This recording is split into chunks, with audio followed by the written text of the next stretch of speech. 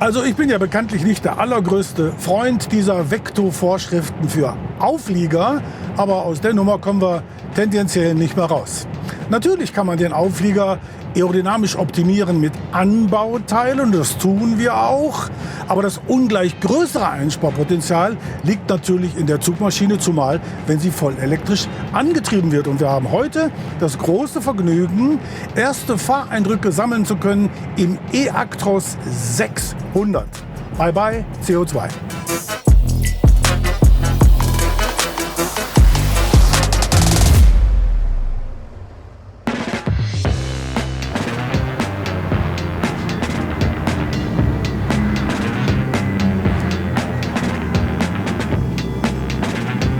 Also ich habe ihn ja jetzt nur ein paar Kilometer fahren können, aber du merkst eben sofort, da ist kein Brummen, da ist kein Vibrieren, da ist nur elektrische Ruhe.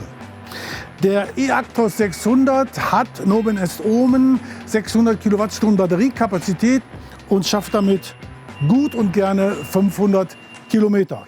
Auf dieser eActros 600 European Testing Tour im Jahr 2024, bei der von Wörth zum Nordkap gefahren wurde und vom Nordkap wieder ganz runter in den Süden von Spanien nach Tarifa und dann wieder zurück nach Wörth. Rund 15.000 Kilometer in Summe, betrug der durchschnittliche Verbrauch lediglich 103 Kilowattstunden für 100 Kilometer. Das Zuggesamtgewicht auf dieser Tour betrug analog zu einer dieselbetriebenen Zugmaschine 40 Tonnen. Gesetzlich erlaubt wären 42 Tonnen, wobei sich die Frage stellt, warum der Gesetzgeber dann nicht auch gleich die 44 Tonnen freigibt, analog zum kombinierten Verkehr. Und 11,7 Tonnen davon gehen auf das Konto der Zugmaschine. Die Antriebseinheit ist direkt vor der Triebachse der Zugmaschine verbaut und besteht aus einem Vierganggetriebe und 2 E-Motoren mit bis zu 300 kW Leistung. Viele Wege führen nach Rom und viele Stecker führen den Strom. Genauer gesagt derer 2. Nee, wenn man genau darüber nachdenkt, sogar 3. Und die Unterschiede wollen wir uns heute hier mal genauer ansehen im Brancheninformationscenter bei Daimler Trucks in Wörth. Mit dem CCS-System, Combined Charging System, kann man auf 2 unterschiedliche Arten laden.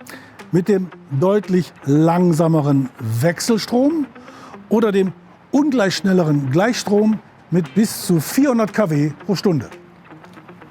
Und das wird für die sehr großen Lkw-Batterien in naher Zukunft aber noch mal schneller gehen mit dem sogenannten MCS-System, das Megawatt Charging System mit bis zu 1000 kW pro Stunde.